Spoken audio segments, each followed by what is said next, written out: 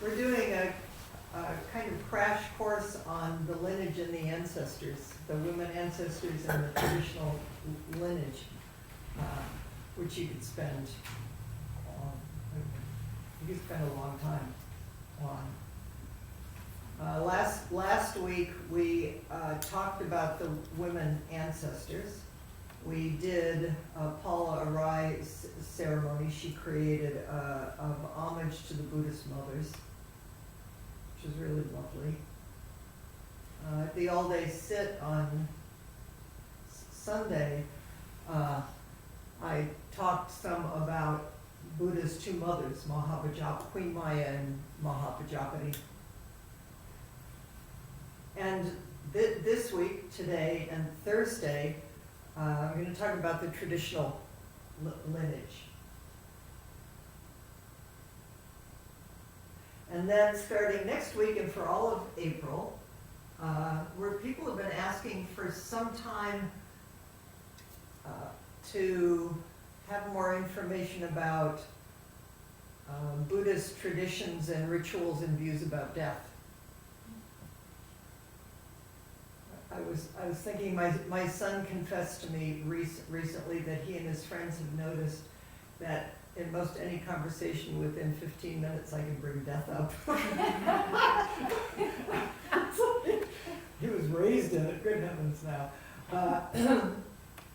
It just, in Buddhism, it just sits on your, it's birth, death. That's just this life. And it informs it. So we will spend the month of April, and I'll do some teaching, and different people in the Sangha, not surprisingly, there's been loss in the Sangha. Some people share their experiences and what they've learned from their losses about living and grieving and practicing. And then I think in May, I think we'll do the Vimalakirti Sutra, which will be another one of those crazy Mahayana sutras. It's going to ask all of us to stretch our minds and our imaginations, which, if you're not noticing, life asks you to do anyway, and living in this birth-death world. So, I'm actually enjoying this dip into the lineage and the transmission of the light. The one that we have, the translation that we have in the newsletter is a Cook translation. This is Thomas Cleary. Translations are different, it's the same part. It's just interesting to note different translations and what they say and how they do. They bring forward this ancient teaching. So I have the part of the Cook introduction here, and I wanted to read parts of it. Because one of the reasons I love doing this is because I learn things, or I remember things that, anyway, I enjoy it, and I hope maybe you do too. Transmission of the light. So what is transmission, and what is the light? And what is this thing in Zen that we call Dharma transmission? And what is the traditional lineage? Having talked last week about how women ancestors suddenly in our time, there's a noticing that maybe they didn't get noticed. And the traditional lineage, it's interesting reading Cook's, and I meant to look at when he wrote it, but there's just so much language about he and then passing it to the son, and passing it to the son, and passing it to the son, S-O-N. And in our time, and of course women have always been there and part of this, but never included or noted in the traditional Kechi-Miyaku lineage. But now I'm in that lineage, and Blanche Hartman, and it's changing. But let me.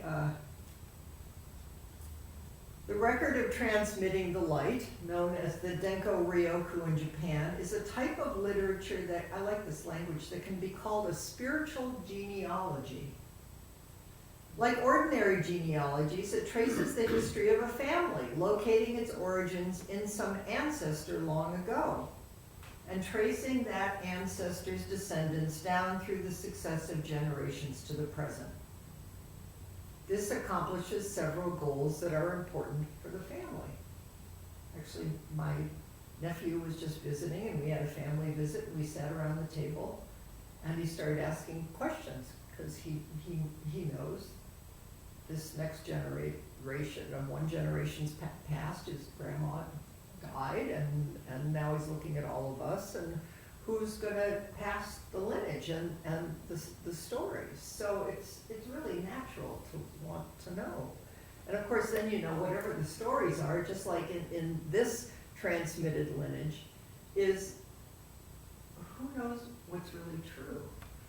There are family stories, and there are myths, and even sitting at my dining room table, everybody has a slightly different story about what happened, but then it gets codified in a religious tradition, and then that becomes the story. But it's like the Bible is, then people do research and say, or maybe an artifact appears, or so this is alive. But it accomplishes several goals that are important for the family. It provides a panoramic view of the continuity of a line rooted in distant antiquity.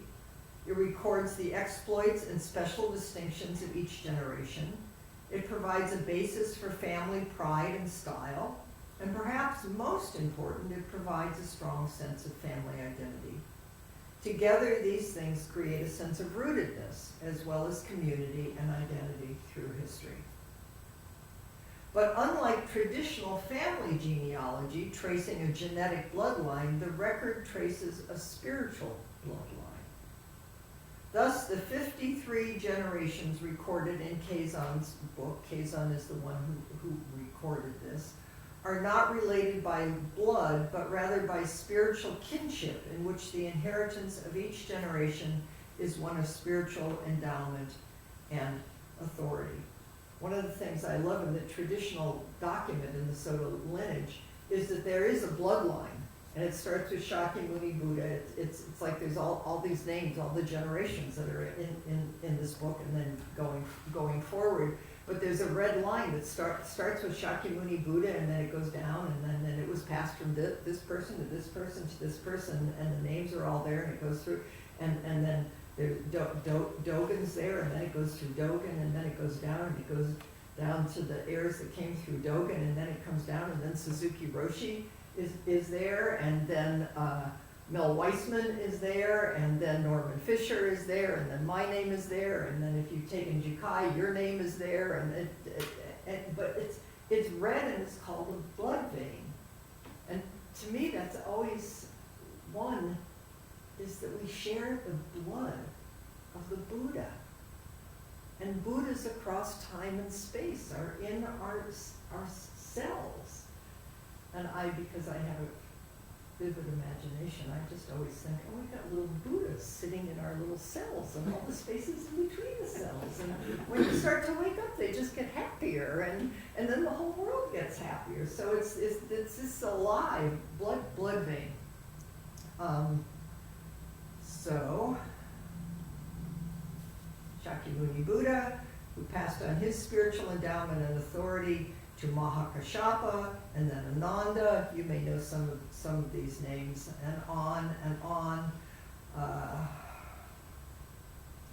What's interesting is, because it begins with an Indian, Buddha was born in Lumbini. He is Indian, and then it came through Indian ancestors, and then Bodhidharma and China and Japan and the Southeast Asian, is that in the original stories, nobody ever talks about transmission.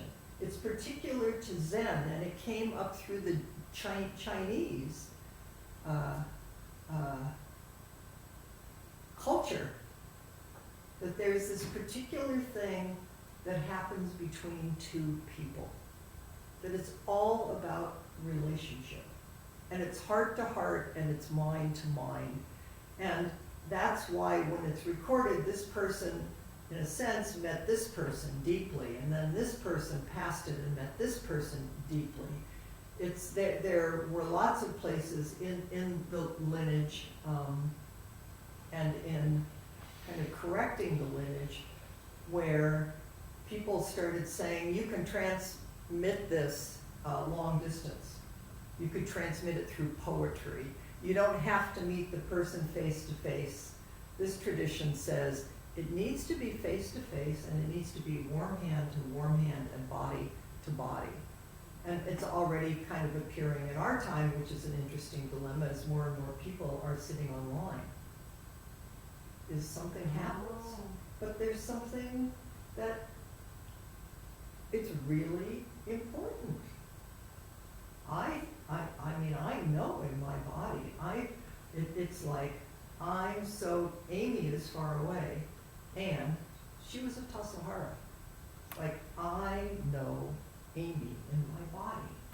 And we all, that's why we come together and we sit. That's why we find times to do this, which is not in any way to say that Zoom isn't miraculous.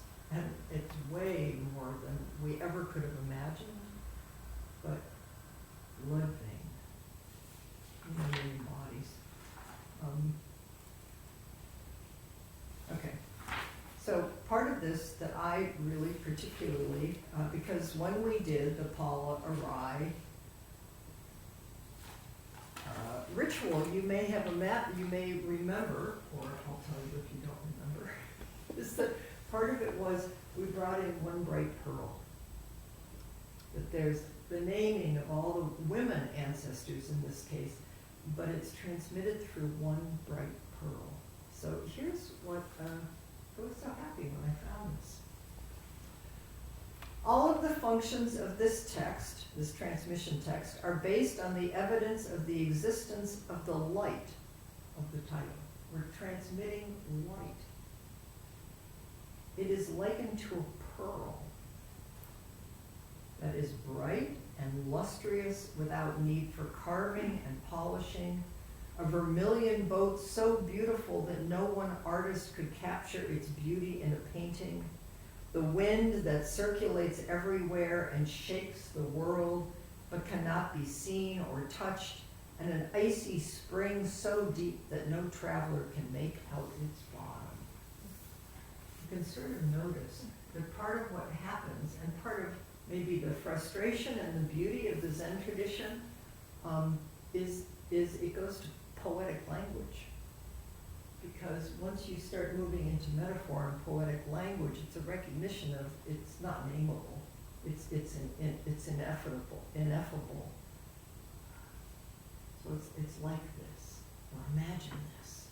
Because I think we all know a taste of what this light is. But describe it. We'll go on.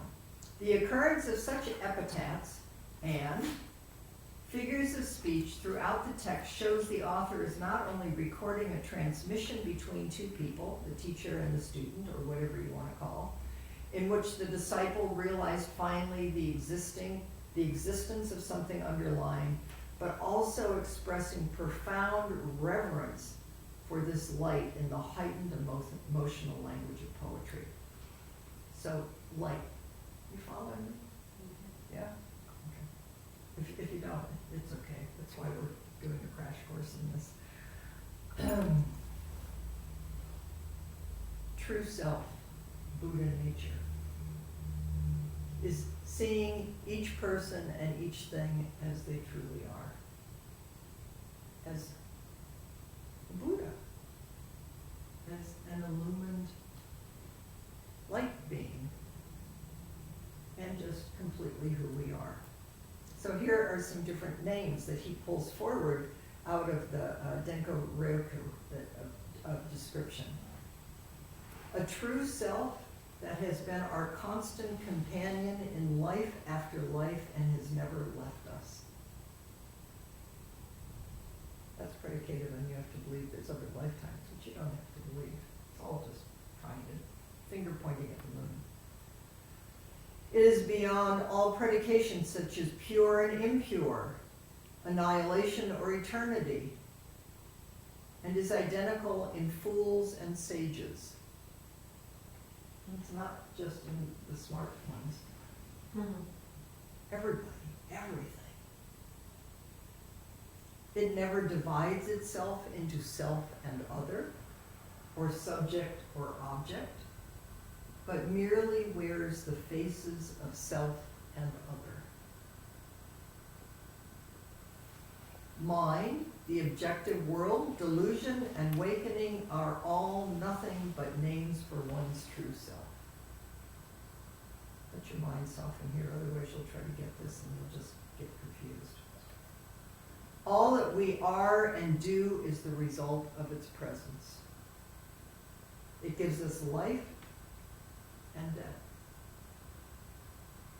And we see and hear through the presence of this true self. It is the source of our minds and bodies, and even the use of ordinary discriminative thinking is the doing and the arising of the true self. Even that. It itself is speechless and mindless, has no form or sense faculties. But it is not mere nothingness or emptiness. It is, on the contrary, a reality possessed by all the beings and the true place to which we all return. Although we are born here and die here, constantly arriving and departing in the cycle of rebirth, the true self does not die, nor is it reborn, but remains eternally the undying presence, who merely wears the different faces of ordinary beings, Buddhas, demons, and donkeys. When the world is periodically destroyed by fire, water, and wind, it is not destroyed. In humans, it is nothing but bright light, a clear, distinct knowing.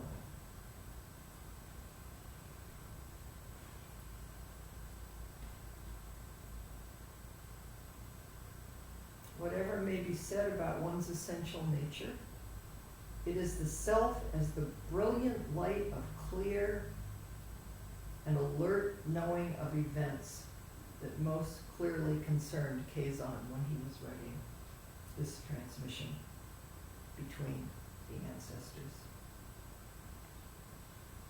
He emphasizes this aspect of the self in chapter after chapter, saying that it is, quote, a thoroughly clear knowing, an alert knowing, a clear and distinct constant knowing, and a perfect clear knowing. Boundless clarity and brightness, and just alertness. You know this in Zazen. You know this in moments, often in nature, where it's the whole world and everything drops away and it's completely what it is. But the minute you try to cognize it, you don't know what it was or is.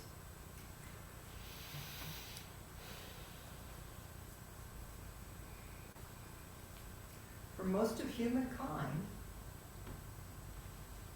it is obscured by delusion in the form of a tendency to discriminate between self and other. So the minute we go into dualistic mind, which is where we live all the time, because that's just what human beings, that's how we decipher. It's like you're over there, I'm over here. And that's the carpet, and that's just how you perceive reality. The minute you're in that reality and believe it as the truth, you've lost, in a certain sense, the whole world. And the paradox and the irony is this is the whole. I mean, you pick up any one thing and it's the whole world. So you can't cognize it with your brain, but you can have intuitive moments of just like a light beam on the carpet, and it just is what it is, and it's transcendent. It's always it's paradox. You can't grab it. That's why all the Zen stuff is so frustrating, because it won't really, it's why Dogen is so frustrating. Because he'll give you something and then he flips it, and then he flips it. He won't give you any place to rest. But once you learn how to kind of tumble with it, then there's just, for me, more and more a sense of, I mean, not all the time, I can be as rich and small-minded as anybody, but of just kind of a sense of awe and wonder.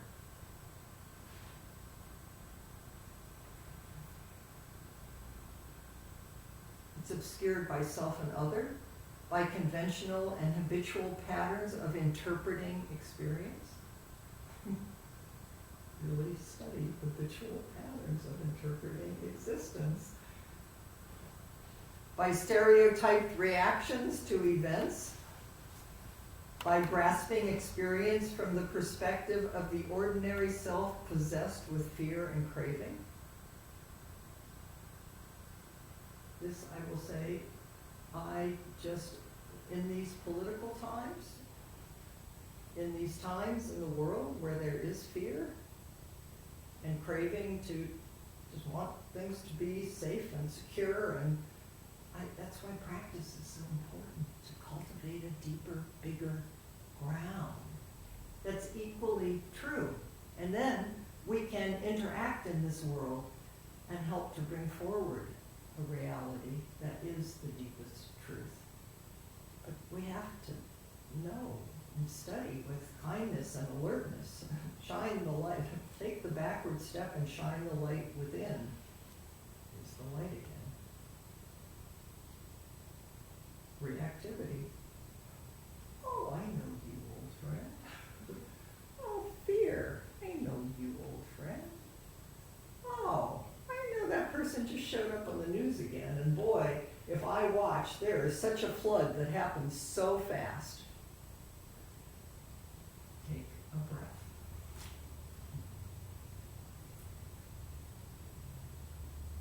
Because it's clouded, distorted, darkened, misunderstanding. I don't like the word darkened there.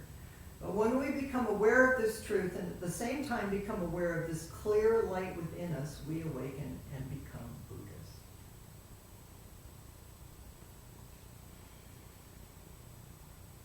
This light is none other than wisdom, insight, or the impeccably clear knowing known through Buddhism, Buddhist history as Prajnaparamita, which is the Heart Sutra and all the wisdom sutras. And it's really, I'll read this just so. Prajna is not a special, privileged, correct way of knowing events.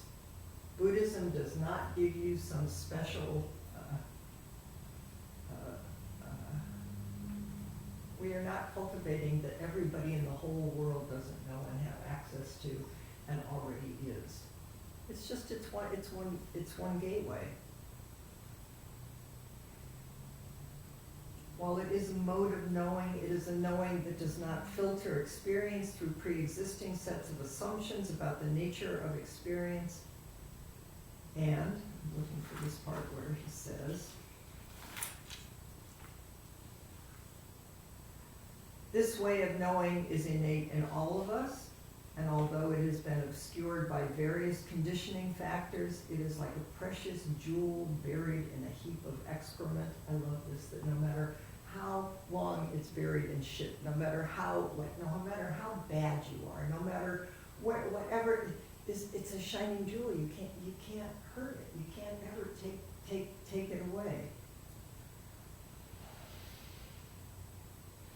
So Zen practice, consisting primarily of Zazen, and sometimes koan study, is a process of digging down through the various layers that cover the light of clear knowing. It's a kind of spiritual archaeology. It's a little dualistic description, but it's good enough for right now. It's said to be innate, basic, and prior to ordinary discriminative conceptual knowing, And, still looking for the part.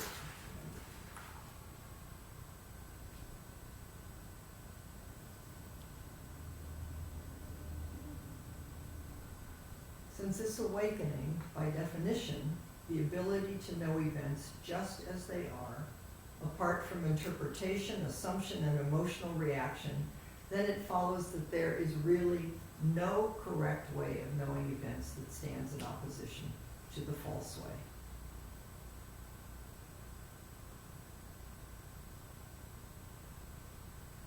There is no special Zen or Buddhist view that is being transmitted.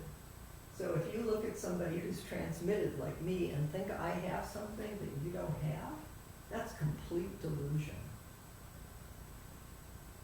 And I practiced for a while, you know, and this is what I love, this is my life.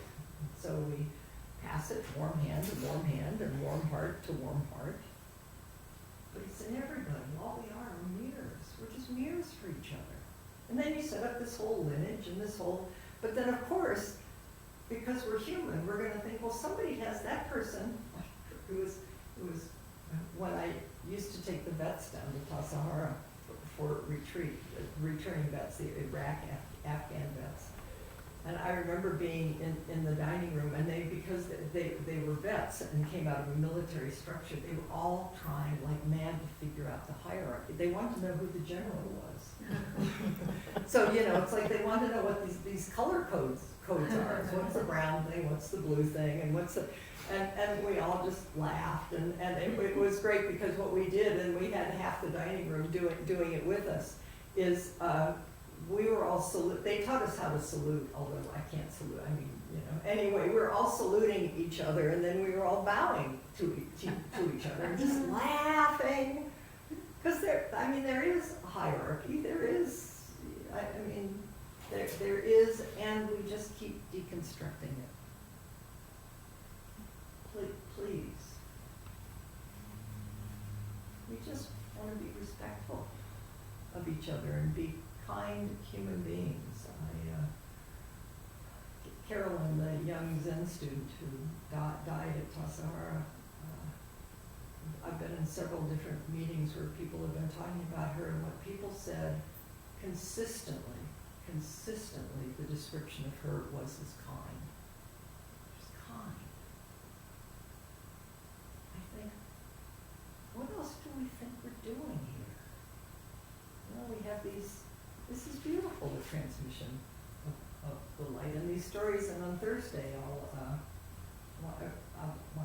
probably read the one from Shakyamuni Buddha, but you know, they're interesting, but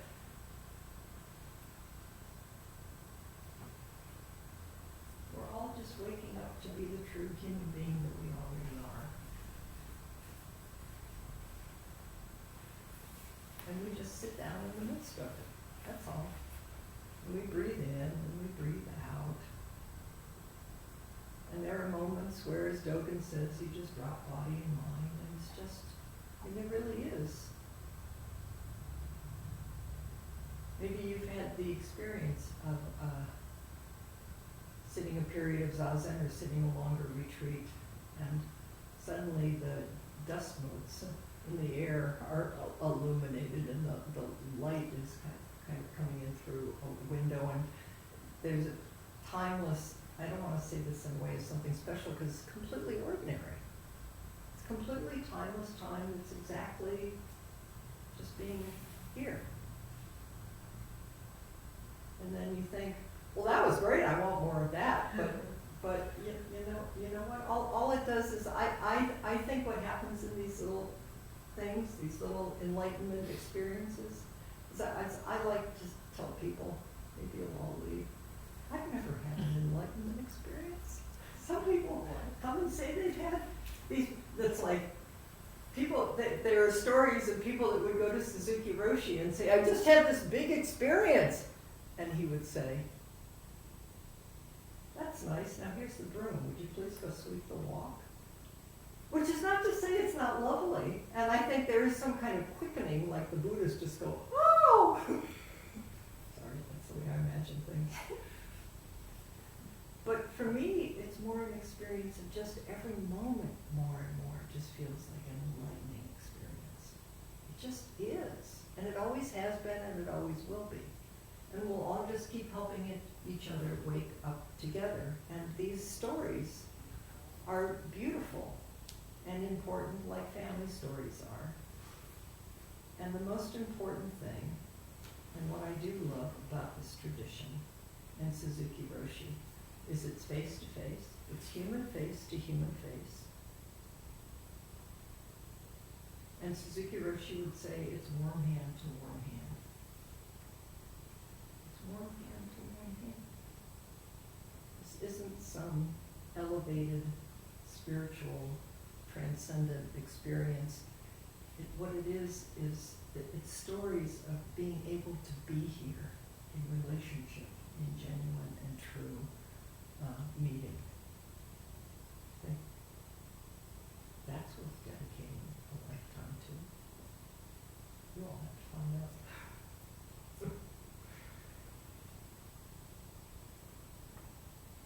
It's a path.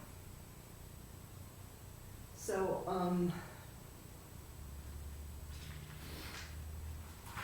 little bit of time.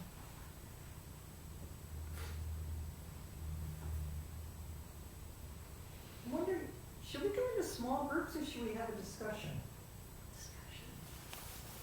What do you think? Because I just lay a lot, I just say a lot.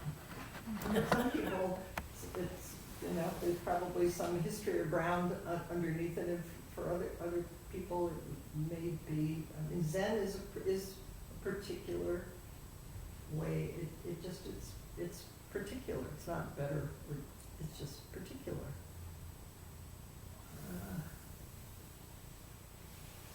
Oops. Did you see that? What? Oh, somebody said something. Yeah, no, I saw that. Okay, great. Thank you, you must go. Let's turn to a person next to you, and let's take about 5 minutes and just share spontaneously what's in your heart and what's in your mind, which could also include, I have no idea what she just said. And then we'll come back and we'll have a little time to talk together. How's that sound? Is that okay? Okay, so just turn